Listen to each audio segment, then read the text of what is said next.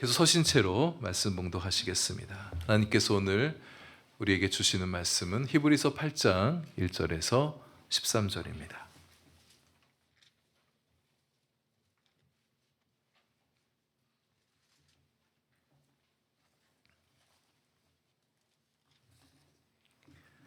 히브리서 8장 1절에서 13절의 말씀, 저와 여러분 한 절씩 교독하시고 마지막 절 같이 읽겠습니다. 지금 우리가 하는 말의 요점은 이러한 대제사장이 우리에게 있다는 것이라. 그는 하늘에서 지극히 크신 이의 보좌 우편에 앉으셨으니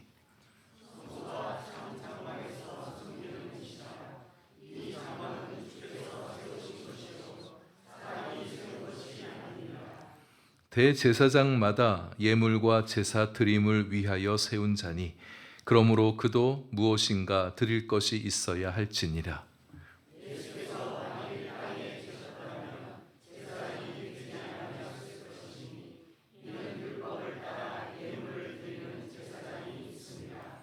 그들이 섬기는 것은 하늘에 있는 것의 모형과 그림자라.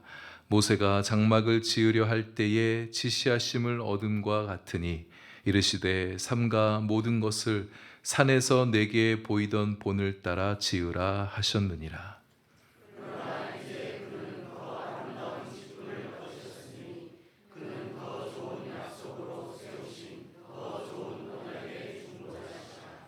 저 첫 언약이 무흠하였더라면 둘째 것을 요구할 일이 없었으려니와.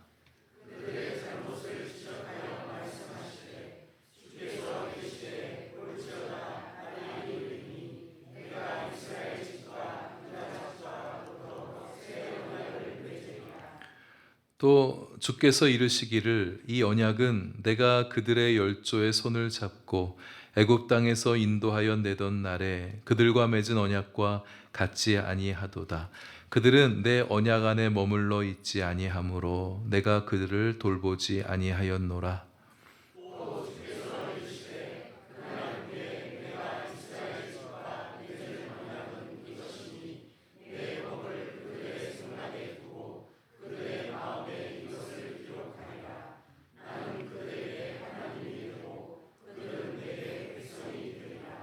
또 각각 자기 나라 사람과 각각 자기 형제를 가르쳐 이르기를 주를 알라 하지 아니할 것은 그들이 작은 자로부터 큰 자까지 다 나를 알미라.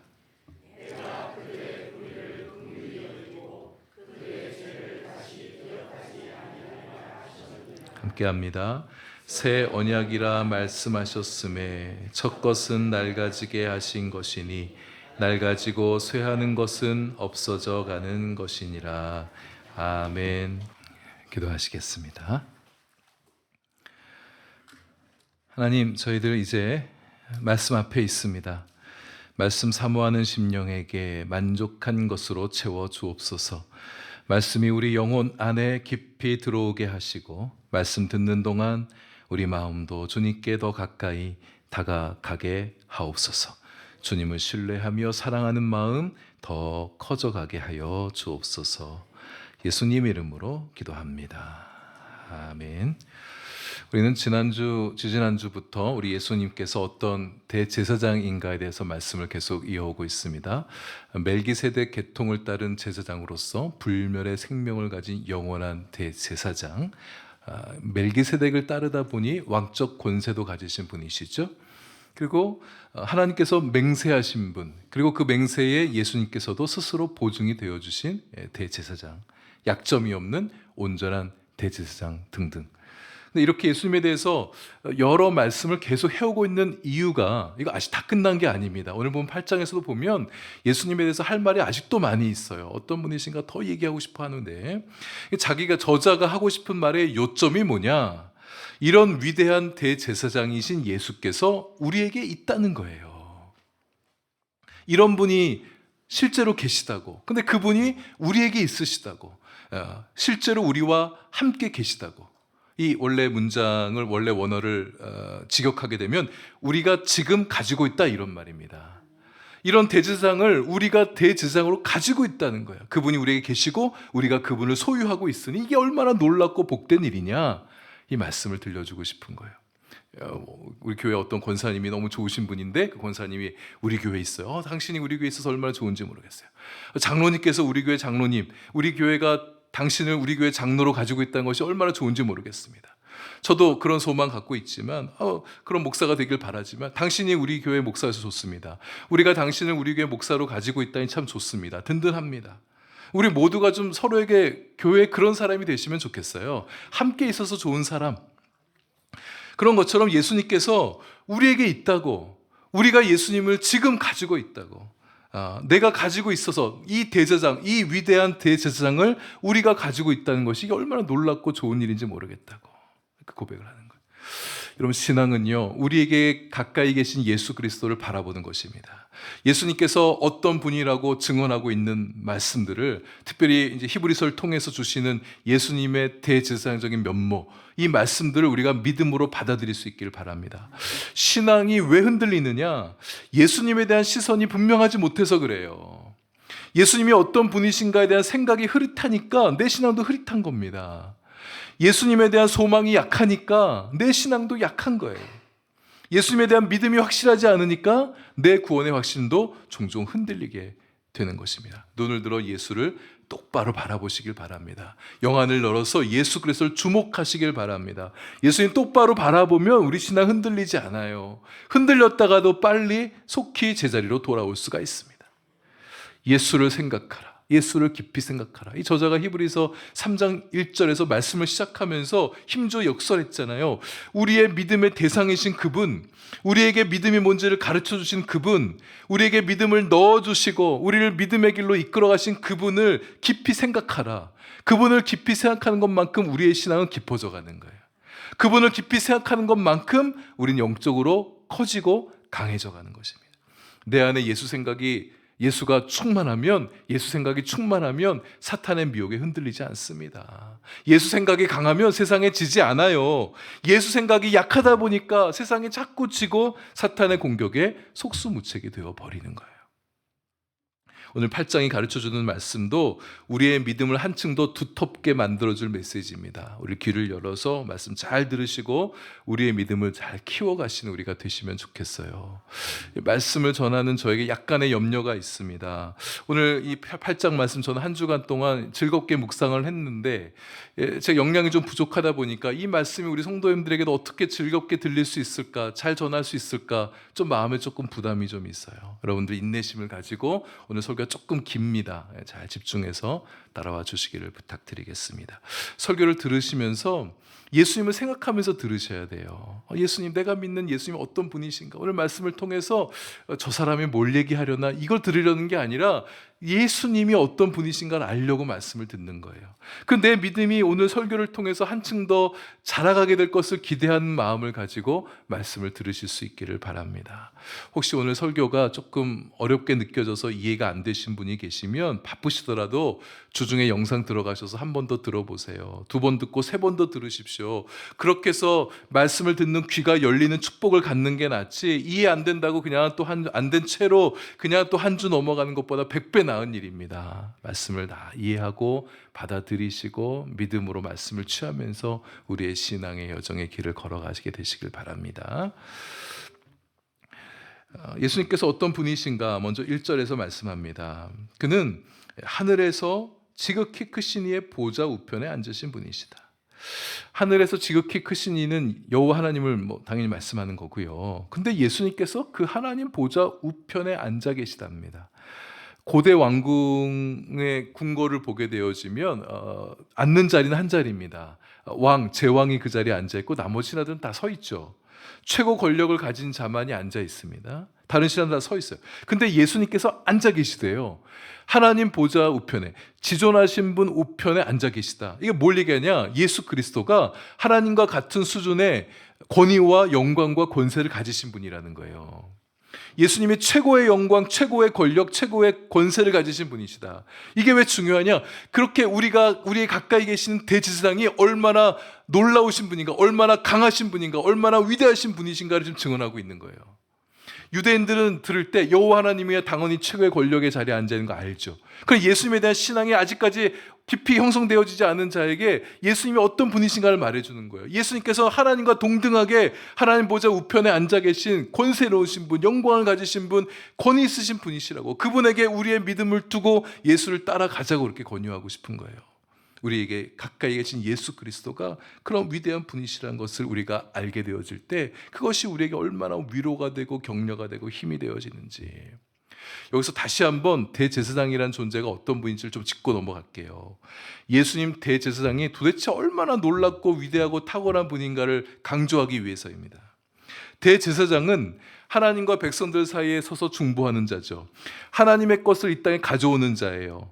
하나님의 말씀을 가져와 들려주고 하나님의 위로를 전해주고 때로는 하나님의 훈계도 가져오죠. 왜냐하면 백성들을 잘 되게 하기 위해서죠. 또 백성들의 마음을 가지고 하나님께 나아가는 자입니다. 백성들의 죄를 용서해 주기 위해서 속죄의 제사를 주님께 가지고 데리고 예배를 드리며 나아가는 자, 예배를 집례하는 자, 이게 제사장이죠.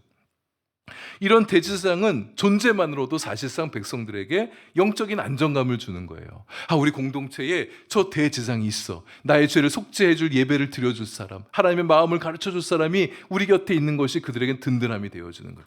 존재만으로도 든든한데 제사장은 실제적으로 영적인 도움과 영적인 힘을 베풀어 주는 사람이죠. 근데 그 제사장도 한계가 있습니다. 왜 있어요? 인간이니까, 사람이니까, 그도 실수하니까, 그 자신도 죄가 있으니까. 그러니까 지난주 말씀 나눴잖아요. 백성들의 죄를 속죄해 주기 위해서 먼저 자기 자신부터 속죄 제사를 드려야 된다고. 죄가 있는 채 예배를 드릴 수가 없으니까 자기부터 죄 문제 해결하고 예배를 드려달라는 거잖아요. 그도 인간인지라 온전하지 못합니다. 그러나 예수님 대제사장은 사람 제사장과는 달라요. 온전하신 분이시죠. 영원하신 분이시죠. 흠결이 없으시죠. 그분이 우리를 긍휼히 여겨주시고 우리를 위해 중보해 주신다. 우리를 가까이 하기 원하시고 그 나라에 우리를 꼭 데려가기 원하시는 분이시라는 거예요. 그래서 그 구원의 길에 선구자가 되어주셔서 우리를 뒤따라 오라고 말씀하신 분이에요. 우리 길 잃으면 안 되니까, 헤매면 안 되니까, 예수님 놓치지 않고 우리가 그분을 붙들고 따라가게 되어지면 예수가 주인이신 그 나라에 우리 들어가 우리도 예수님처럼 불멸의 생명을 가진 자가 될 것이고 영원토록 그 나라에 살게 되겠죠. 그것을 우리에게 이뤄주기 원해서 나 따라오라고 구원의 길에 먼저 가시면서 우리를 이끌어가고 계시는 거잖아요. 이런 대제사장이 이제 어디 계시냐? 이게 중요한 거예요. 어딘가 계셔야 될 거 아니에요. 하늘 보좌에 앉아 계시다는 겁니다. 가장 높은 곳에 계시는 거예요. 이게 얼마나 든든한 거예요. 예수님께서 왕적 권세를 가지고 만물을 다스리는 자로 계셔주시는 거예요. 그분이 나를 알아주시고, 그렇게 높으신 분이 나를 알아주시고 나의 편이 되어주시고 나를 위해 주시고 나의 구원을 위해서 부단히 중보해주고 계시다고 하니까 이게 얼마나 힘이 되어지냐. 감히 범접할 수 없는 최고의 권위를 가지신 그분께서 내 곁에 계셔주시고 나를 도와주신다는 거예요. 한번 생각해 보세요. 우리 예수님이, 그 위대하신 분이 나의 곁에서 나와 함께 해주신다는 거. 근데 그 예수님은 하늘 보좌에 그렇게 앉아만 계신 분이 아니십니다. 2절 보세요. 성소와 참 장막에서 섬기시는 분이시다. 왜 그러시냐? 제사장이니까요. 대제사장이니까. 대제사장은 성소를 섬기는 사람이잖아요. 장막에서 일하는 사람이잖아요. 근데 예수님은 사람이 세운 성소와 장막에서 섬기지 않습니다. 어디에 있는 성소와 장막을 섬기냐? 하늘에 있는 성소, 하늘에 있는 장막을 섬기는 거죠. 하늘에 있는 장막이라 참 장막이라 이렇게 표현하고 있고요. 왜 거기 계시느냐? 예수님은 지상에 계시지 않고 하늘에 올라가신 대제사장이시니까 그렇죠. 그곳에서 하늘 성소와 참 장막을 섬기시고 계시다. 여기까지 알겠어요. 근데 대제사장은 원래 예물과 제사를 집례하기 위해서 존재하는 사람입니다. 그럼 예수님도 지금 대제사장이시니까 지금 하늘에서 하나님께 예물을 드리고 제사를 계속해서 집례하고 있느냐? 이런 질문을 가질 수 있겠죠. 근데 그건 아니죠. 이제 예수님은 부활하셔서 승천하셔서 하나님 보좌 우편에 앉아 계신 분이시잖아요. 이제 하나님의 자리에 앉아 계신 분이십니다. 그러니까 이 땅에 계실 때처럼 하나님께 예물을 드리고 예배를 드리는 자가 아니라 예배를 받으시는 분이시죠. 하늘에 계신 예수님은 이제 더 이상 예물을 드리고 예배를 드리는 그런 일을 하고 계시는 건 아니에요. 그러나 대제사장이 하는 일이 가장 중요한 일이 그것이었는데 그것 하지 않으면서 예수님을 두고 대제사장이다 말할 수는 없잖아요. 그래서 예수님께서 드리신 예물이 있었어요. 예수님께서 드리신 제사가 있었던 거예요. 그게 뭐냐? 그 예물이 뭐냐? 예수님이 드리신 예물은 그분 자신의 몸이었던 거예요. 그분이 드렸던 제사는 뭐냐? 백성들의 죄를 그 몸에 짊어지시고 십자가에 대신해서 죽으신 것, 그리고 다시 부활하신 것까지, 그것이 예수님께서 하나님께 드린 제사였다는 거예요. 인류의 죄를 그 한 몸에 다 끌어안고 우리가 죽어야 될 죽음을 대신 죽으심으로 인류의 모든 죄를 사해 주신 제사를 완성하셨죠. 완벽한 제사를 드렸던 예수님이셨던 거예요. 다른 짐승의 제사처럼 그냥 죽고 끝나셨으면 그것은 우리에게 아무런 의미가 없습니다. 죽음으로 모든 것이 끝난다고 해서 예수님도 죽으셨는데 참 고귀한 희생이셨죠. 근데 거기서 다 끝났다고 생각해 보세요. 죄 짓고 살다 죽으나 아니면 죄 용서함 받고 죽으나 다를 바 없는 거잖아요. 그러나 죽음 이후에 부활하셨기 때문에 주님께서 우리가 죄 용서함 받은 후에 주님께서 부활하신 것처럼 우리에게도 영원히 살 길이 열리게 된 것이죠. 이것이 예수님께서 우리를 위해 이뤄놓으신 가장 완벽한 제사, 예수님께서 대제사장으로 이뤄내신 예배였던 것이죠. 예수님은 자신의 죄를 회개하고 거룩하신 주님을 뵙기를 원하고 거룩하신 주님과 영원토록 살기 원하는 자들을 위해서 부활까지 해주신 거예요. 그럼 우리에게 이 소망이 있습니까? 이 소망을 가진 자들에게 부활을 가져다 주시기 위해서 주님 부활해 주신 거예요. 생명의 예물보다 더 귀한 예물이 어디 있겠습니까? 십자가 죽음과 부활이라는 제사보다 더 위대하고 나은 제사가 어디 있냐는 거예요. 예수님은 온전한 예물, 온전한 제사를 드리신 분이시다. 그럼 예수님 대제사장은 할 일 다 하셨네. 하늘 성소에 그럼 뭘 하고 계시느냐? 앞에 히브리서 1장 3절에서 벌써 가르쳐 주셨습니다. 하늘 장막에서 능력의 말씀으로 만물을 붙들고 계시다고 말씀해 주고 있어요. 만물을 그분의 말씀으로 다스리시고 통치하시고 보호해 주시고 만물을 움직이고 계시는 거예요. 여러분, 하나님께서 말씀으로 세상을 지금 운행하고 다스려가고 계시는 거예요. 또 죄를 정결하게 하는 일을 하고 계시다는 거예요. 사람 제사장이 하던 일을 계속 이어가고 계시는 거죠. 근데 이제는 제사가 아닌 그분의 말씀으로 그분이 보내신 성령을 통해서 우리의 죄를 용서해 주시는 거예요. 회개하는 자에게 용서의 말씀을 보내주십니다. 회개하는 자에게 성령을 보내주셔서 그 죄를 용서해 주시는 거예요. 정결한 몸과 마음이 되게 하시고 새로운 존재가 되어 살아갈 수 있도록 속죄의 일을 주님께서 지금도 하고 계시는 거예요. 또 앞에 7장 25절의 말씀처럼 우리의 온전한 구원을 위해서 간구하고 계시다. 지금 예수님이 대제사장으로 뭘 하고 계시냐 그 얘기하고 있는 중이죠. 또 로마서 8장 34절에 보면 하나님 우편에서 우리를 위해서 간구하고 계시다 이렇게 말씀해 주고 있어요.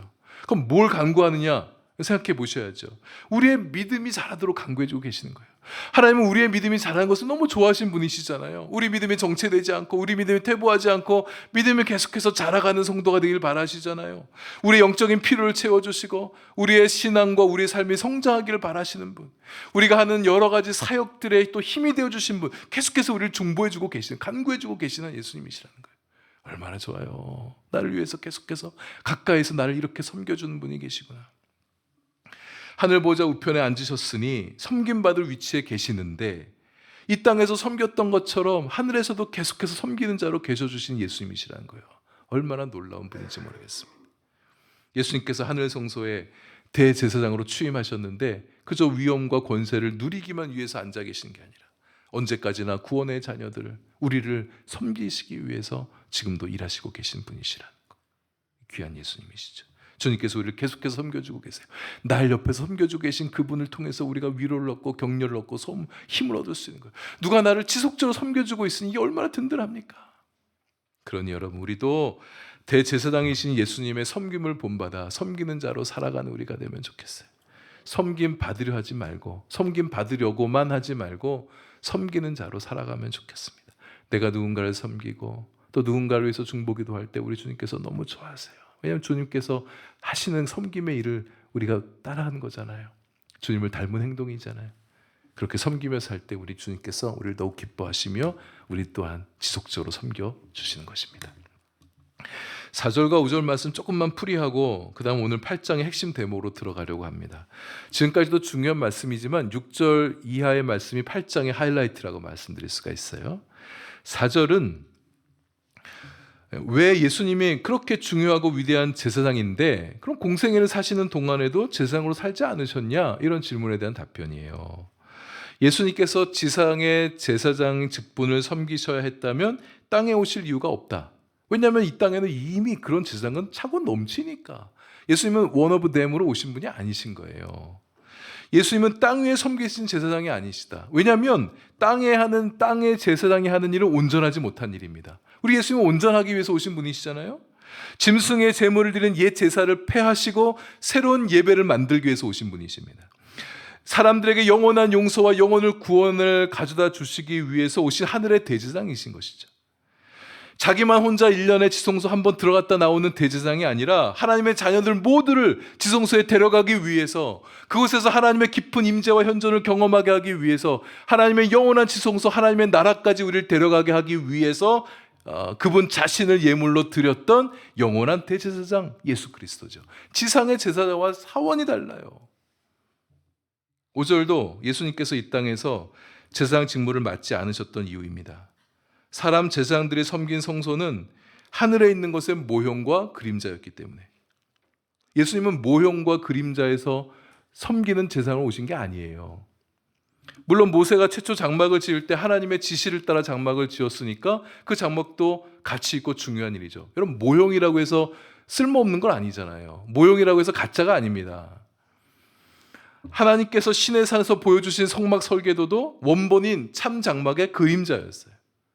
물론 이런 모형이나 그림자도 나름의 기능과 역할이 있는 겁니다. 그러나 참 장막이 나타나면 모형은 이제 그로부터 끝나는 거죠.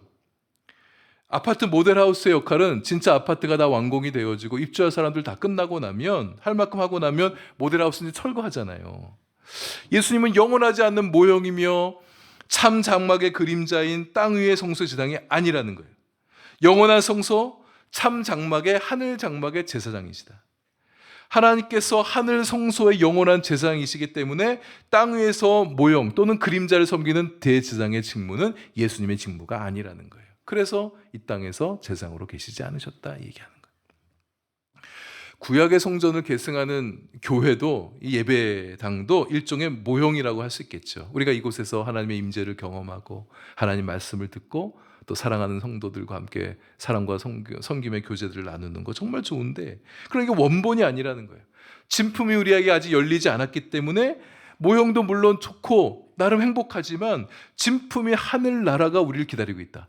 하늘의 참 장막이 우리를 기다리고 있으니 우리가 어디에 소망을 둬야 됩니까? 이 땅에 소망을 두고 살아갈 게 아니라 참 영원한 장막, 참 하늘 성소, 그 나라의 성소를 바라보며 살아가는 거죠. 훨씬 더 좋은 것을 그곳에서 경험하게 될 것입니다. 이 땅에서도 사랑을 경험하고 기쁨을 경험하고 평강을 경험하고 위로도 경험하지만 부족한 게 많아요. 불완전해요. 그러나 그 나라에 가서 우리는 온전한 기쁨, 온전한 평화, 온전한 사랑, 온전한 자유를 누리며 살아가는 우리들이 되어질 거예요. 그 하늘 성소를 기대하면서 소망하면서 우리의 신앙의 길을 걸어가는 거, 우리가 지금 이 땅에서 가야 될 모습인 것이죠. 예수님은 지상의 대제사장보다 더 아름다운 직분을 얻으셨답니다. 일시적인 모형이 아닌 하늘의 성소에 섬기는 제사장이 되셨으니까 아름다운 직분을 얻으신 거죠. 더 아름답다, 이 표현 조금 사실 아쉬워요. 가장 아름답다 뭐 이렇게 표현해 주면 좋겠는데 더 아름답다. 왜냐하면 대제사장이 지상의 대제사장이 이 땅에서 정말 아름다운 직분, 대제사장보다 더 아름다운 직분은 사실 없는 거예요. 근데 그분이 지상의 제사장이 아름다운 직분을 가지고 있는데 예수님은 그보다 더 아름다운 직분을 가지셨으니까 더 아름다운 직분을 가지셨다. 이 정도 말로 표현해도 의미가 통하는 거죠. 여기서 말하고 싶은 거는 가장 큰 아름다움을 가지신 분이다, 이 얘기를 하는 거죠. 가장 아름다운 직분인 하늘의 영원한 제사장으로서 예수님은 어떤 분이신가? 지금 히브리서 기자가 이 말을 좀 하고 싶은 거예요. 5절까지는 그래서 일종의 빌드업이라고 말할 수 있겠습니다. 넓게 보면 7장에서부터 예수님이 어떤 대제사장과 얘기해온 이유가 사실 이 8장 이 후반부를 좀 말하고 싶어서 좀 끌어온 것 같아요. 대제사장으로서 가장 중요한 일, 우리에게 가장 필요한 일이 도대체 뭐냐? 곧 더 좋은 언약의 중보자시다. 예수님께서 더 좋은 언약의 중보를 맡아 주셨다, 이 얘기를 하고 싶은 겁니다. 오늘 설교가 조금 길고 조금 딱딱하게 느껴질 수 있는데 조금 더 하겠습니다. 집중력을 좀 발휘해 주시길 바랍니다. 조금 딱딱하지만 도와주세요. 잘 들어주세요. 언약은 하나님과 백성들이 관계를 맺는 방식입니다. 하나님께서 인간들과 백성들과 어떻게 관계를 맺으셨어요? 언약을 통해서 관계를 맺으셨잖아요. 선민 백성들이 애굽에서 탈출하여 광야 시내산에 머물 때 하나님께서 모세를 통해서 백성들과 언약을 체결하셨잖아요. 하나님께서 그들에게 하나님이 되어주시고 그들은 하나님의 백성이 될 거라는 언약을 체결하셨습니다. 하나님이 그들에게 영원한 보호자가 되고 공급자가 되어주시겠으니 너희들 백성들은 율법을 지키고 하나님만을 하나님으로 섬기는 백성들이 되라고, 백성들 그러겠다고 그랬죠. 하나님께 순종하는 백성으로 살겠습니다. 그렇게 해서 하나님과 백성 사이에 언약이 체결이 됐습니다. 이 약속을 시작하신 분은 하나님이세요. 그 백성들을 사랑하시니까 이 약속을 체결한 것은 백성들을 조아매고 백성들을 못 살게 굴려는 게 아니라 그들을 진정 사랑하시기에, 그들에게 영원한 하나님이 되어주신 것이 그들에게 축복이 되어지기 때문에 이 약속을 맺기 위해서 먼저 하나님이 찾아오신 거예요. 그러나 이 백성들이 엉망으로 살면 하나님이 주시겠다고 한 이 축복을 받아 누릴 수가 없죠. 하나님의 다스림을 받으려면 백성들이 순종해야죠. 하나님의 은혜를 받아 누리려면 죄를 멀리 해야죠. 하나님 외에 다른 신을 섬기지 않겠다고 결심하고 그렇게 살아가야 하나님이 그들에게 언제나 하나님이 되어주시는 거죠. 어떻게 해야 그렇게 하나님 백성으로 살아갈 수 있을까를 알려준 지침이 바로 율법입니다. 시내산에서 율법을 주시면서 그 백성들과 처음 언약을 맺었기 때문에 율법의 언약을 최초의 언약, 첫 언약이라고 이렇게 말하는 거예요. 그런데 예수님이 더 좋은 언약의 중보자가 되어주셨다. 이 최초 율법의 언약을 계승하시는 게 아니라 새 언약을 맺으시고 새 언약의 중보자가 되어주셨다. 이게 무슨 말이냐? 첫 언약보다 더 좋은 언약이 있다는 거네요. 더 좋은 언약이 필요했던 이유가 첫 번째 언약에 한계가 있기 때문이겠죠? 첫 언약이 완벽했다면 또 새로운 언약이 필요하지 않잖아요. 더 좋은 언약이라고 표현한 걸 보면 첫 언약이 좋았지만 그게 완전한 언약은 아니었구나. 더 좋은 언약이 나올 여지가 있었구나. 이 말을 하는 거겠죠. 왜 하나님이 주신 말씀인데 첫 언약인 율법이 완전하지 않다는 거냐. 하나님의 가르침인데 왜 그러냐. 7절에서 이 저자가 무척 대범하게 말을 이어갑니다. 너무 급진적으로 느껴지고 이거 잘못 말하는 건 아닌가 싶을 정도로 느껴져요. 첫 언약이 무흠하였더라면. 무슨 말이에요? 흠이 있다는 거잖아요. 율법에 흠이 있다. 하나님이 정하신 율법에 흠이 있다. 율법을 주신 하나님을 향한 도발처럼 느껴지지 않습니까? 물론 율법 자체에 흠이 있다는 말씀은 아니죠. 흠이 있다면 율법을 주신 하나님께 문제가 있는 건데 우리 문제 있는 하나님을 섬길 수 없는 거잖아요. 하나님께 문제가 있을 수 없습니다. 그럼에도 첫 언약이 무흠하지 않다고 본 이유는 무슨 말이냐? 백성들이, 언약의 또 다른 당사자인 체결자인 백성들이 그 언약을, 율법을 지키지 못한다는 데 문제가 있는 거예요. 그럼 언약을 지키지 못하는 백성들이 문제지 율법 자체가 왜 문제가 있다고 보는 거냐, 이런 질문이 생길 수 있잖아요. 그럼 우리가 좀 더 깊이 좀 더 들어가 생각해 보십시다. 백성들이 지키지 못하는 언약이라면 그 언약 안에 문제가 내재되어 있다고 보는 거예요. 지키지 못할 약속을 계속해서 지켜가야 한다는 것은 계속해서 이 백성들이 약속 못 지키는 백성으로 계속 살아간다는 것을 말하는 거잖아요. 여러분, 약속은 지키라고 있는 거잖아요. 근데 여러분 약속한 게 있는데 그거 못 지키시면 여러분 마음이 어떠십니까? 많이 힘들지 않으세요? 약속 지켜야 되는데 내가 못 지키고 있는데 어렵네.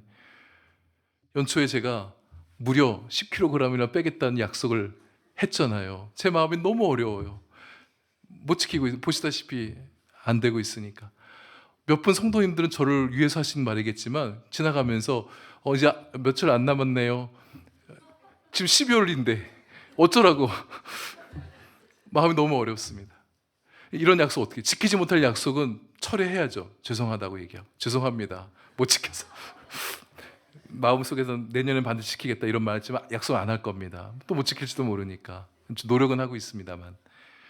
율법의 언약의 경우라면 그럼 사람들은 결국 율법의 언약을 지키지 못한 존재로 계속 살다가 언약 못 지키니까 영원히 그들의 하나님이 주시겠다고 하신 이 약속은 그들에게 실현되지 못할 약속이 되는 거잖아요.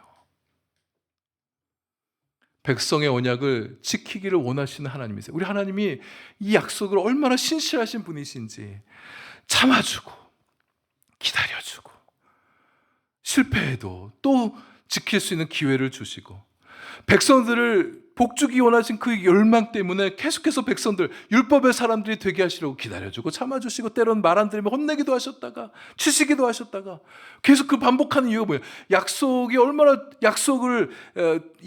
얼마나 축복인지를 아시다 보니까 제가 이번 한 주간 또 이 말씀을 묵상을 준비하면서 우리 하나님 참을성 진짜 많으신 분이시구나 저를 느꼈어요.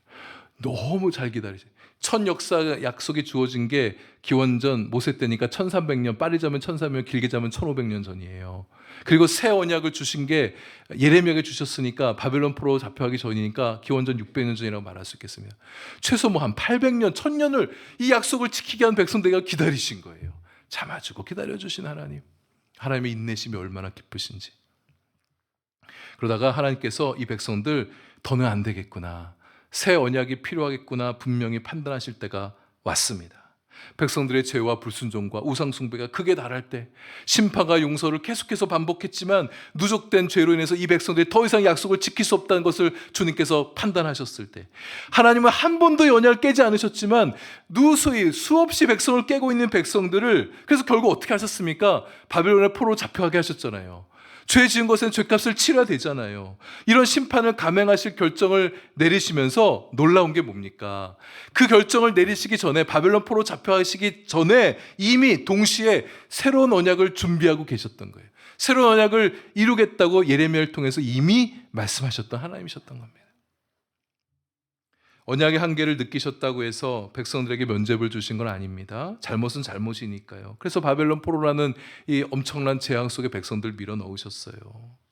그러나 그들을 사랑하신 하나님, 백성은 언약을 깨도 하나님은 스스로 언약을 못 깨시는 거예요.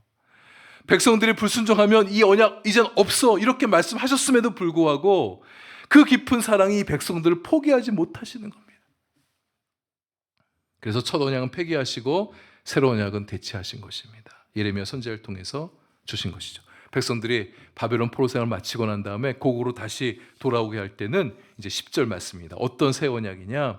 하나님의 법을 그들의 생각 속에 두시겠다고 그들의 마음에 새겨 넣으시겠다고 하신 거예요. 여러분 사람은 마음이 움직일 때 행동으로 나타나지 않습니까? 하나님 말씀을 돌판에 새겨 넣었다. 돌판을 주시고 이 말씀을 지켜라 하실 때 사람들이 돌판 안 보면 그만이에요. 돌판에 말씀을 새겨 넣었어도 그 마음을 가까이 하지 않으면 지키지 않습니다. 그러나 돌판이든 어디든 우리 존재 바깥에 세워둔 말씀은 우리가 실제로 변화시키지 못할 수가 있는 거예요. 우리가 마음을 안 주면 마음을 닫고 있으면 그만인 거예요. 그러나 우리 존재 안에 들어와 있는 것은 다릅니다. 마음에 하나님의 법을 새겨 넣었으니까 하나님의 말씀을 새겨 넣었으니까 이제 마음에 새겨진 말씀을 따라 살아갈 수 있는 백성이 되게 하신 거예요. 마음에 하나님 말씀을 새겨 넣었으니까 누구라도 주님을 알라고 이러 훈계할 필요가 없죠. 이미 마음에 하나님을 아는 지식이 들어와 있으니까 어린아이에서 다 큰 어른에 이르기까지 모두 자발적으로 하나님을 알게 될 것이다. 마음에서부터 하나님을 순종하는 백성을 보고 싶으신 거 하나님께서 율법을 백성들의 마음에 새겨 넣으신 이유이고 이것이 하나님께서 가져오신 새 언약인 것입니다. 오늘 설교가 좀 길어요. 이제 보통 같으면 이때 이제 끝났었어요. 근데 오늘은 아직도 더 시간이 좀 죄송하고 그러나 너무 중요한 말씀이고 줄일 수가 없어서 제 역량 부족일 수도 있겠지만 조금만 더 경청해 주시길 바랍니다.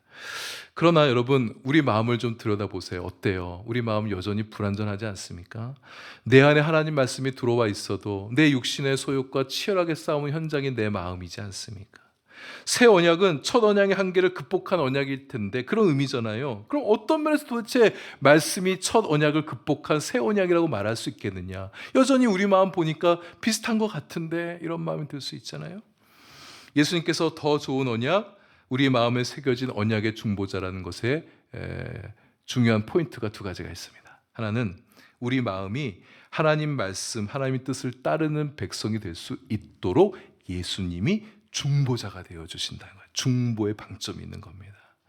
예수님께서 우리 마음속에, 내 마음만 갖고는 안 되니까 내 마음에서부터 말씀을 따라갈 수 있도록 주님께서 도와주시겠다는 거죠. 이 의미를 에스겔서가 잘 설명해 주고 있습니다. 에스겔 36장 26절에 또 새 영을 너희 속에 두고 새 마음을 너희에게 주되 너희 육신에서 굳은 마음을 제거하고 부드러운 마음을 줄 것이며, 여기서 새 영은 성령님을 가리키는 거예요. 새 영, 성령님, 성령 곧 예수의 영이시죠. 그러니까 성령께서, 예수께서 우리 마음에 들어오셔서 우리 마음의 굳은 마음을 제거하여 주시고 부드러운 마음이 되게 해주셔서 하나님 말씀을 따르는 백성으로 살아갈 수 있도록 중보자가 되어주시겠다고, 도와주시겠다고 말씀해 주신 거예요. 주님이 도와주시면 가능해지는 거죠.